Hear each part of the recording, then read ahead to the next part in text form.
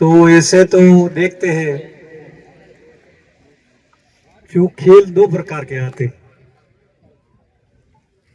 एक इंडोर एक आउटडोर।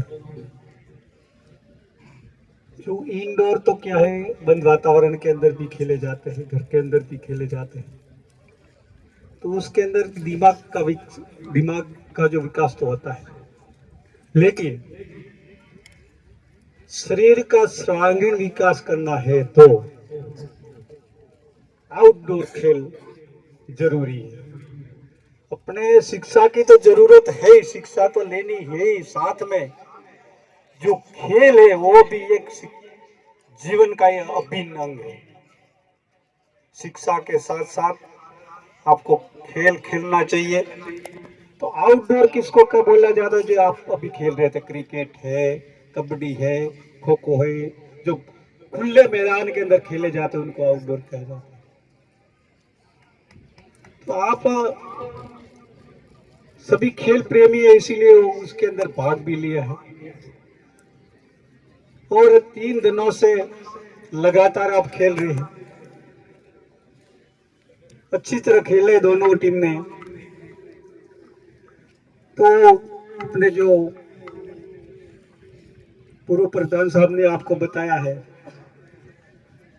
पहला सुख निरोगी काया, दूजा सुख घर में माया, तीसरा सुख बचना सुख नारी, चौथा सुख पुत्र आज्ञाकारी। ऐसे 7 सुख बताए हैं मेन। उसमें से जो मेन सुख है वो निरोगी काया। आपका शरीर तंदुरुस्त होगा तो दूसरे जो सुख है, 7 प्रकार के, शरीर तंदुरुस्त होगा तो सभी सुख आपको अच्छा लगेगा। आपका शरीर ही काम नहीं करता होगा तो चाहे आप कितने सुखी हो, आपके पास में कितनी माया हो, अच्छा पुत्र आज्ञाकारी हो, अच्छा को सरकार के अंदर आपकी चलन हो, तो भी कोई काम का नहीं।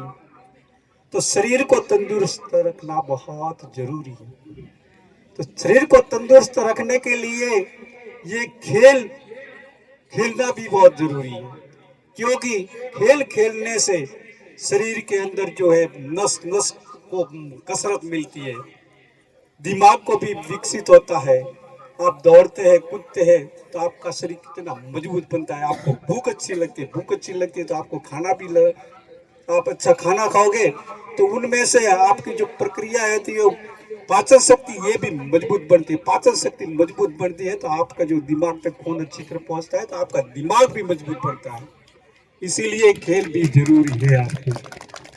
तो आप लोगों ने 3 दिन से ये भाग लेकर खेल खेला है तो आपके शरीर के लिए भी बहुत अच्छी बात है। और तंदुरुस्त रखने के लिए विद्याराम जी ने अपना आपको बता दिया है कि एक जो मेन बात बताई है नशे पत्ते वाली, आपको नशे पत्ते से दूर रहना पड़ेगा। जो आप नशे पत्ते में फंस गए तो आप कहीं के नहीं रहोगे, कहीं खेल खेलने जाओगे, कहीं कहीं कार्यक्रम में भाग लोगे, आपके परिवार के ही काम के नहीं रहोगे, क्योंकि आपकी आदत ही गलत हो जाएगी। आदत गलत हो गई तो फिर आप तो परवश हो जाओगे। परवश होने के बाद में तो फिर आप क्या कर सकते हो, कुछ आपका शरीर का खुद का भान नहीं होगा तो आपका परिवार का क्या भान रखोगे। आपका परिवार का भान नहीं रखोगे तो समाज का क्या भान रखोगे, समाज का क्या सुधारने का काम करोगे, कोई काम के नहीं रहे।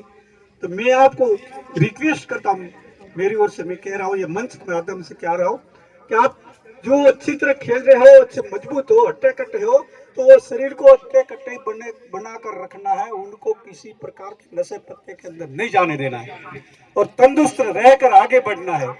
तंदुरुस्त व्यक्ति ही कहीं जहां पहुंचना है वो पहुंच सकता है। तो आप सभी युवा लोग हो, युवा लोग आज का टाइम में के अंदर क्या है, वो शिकायत अपने समाज के अंदर बहुत आती है। ये नशे पत्ते वाले, कोई काय का नशा, कोई काय का नशा, बीड़ी का, गुटखा का, शराब का, और डोडा का, अम्ल का, अफीन का, ये नशे पत्ते के में अंदर ही अपने समाज ज्यादातर रचा पचा रहने से, कोई दूसरों को दोष देने से कोई फायदा नहीं है। अपने खुद ही गलत रास्ता पकड़कर अपने खुद ही कमजोर होते जा रहे हैं। और फिर क्या करते हैं, तो क्या है, कोई आपके पास में कुछ कोई रहता नहीं हो कहने का, तो दूसरों के ऊपर दोष डाल देते हैं कि ये तो ये समाज है, इसलिए कोई समाज आपका कोई बुरा नहीं करने वाला।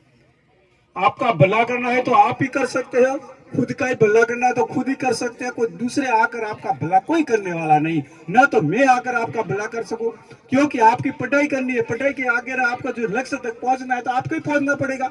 मैं आकर तो क्या करता, आपको मार्गदर्शन दे सकता हूँ, या वो कहते हैं कि आशीर्वाद दे सकता, आशीर्वाद से आशीर्वाद कब काम करेगा आपको पता है? जब आपका लक्ष्य तय कर उनके अंदर पूरी लगन के साथ लग जाओगे तो ही हमारा आशीर्वाद काम आएगा। ना मेहनत नहीं करोगे तो कहीं आशीर्वाद कभी काम आने वाला नहीं है। तो मेहनत ऊपर का ध्यान देना, जो आप जहां पहुंचना है उनके अनुरूप मेहनत करनी बहुत जरूरी है। जो मेहनती लोग हैं वो कभी कहीं पासे पीछे हटे नहीं है और आगे से आगे बढ़े हैं।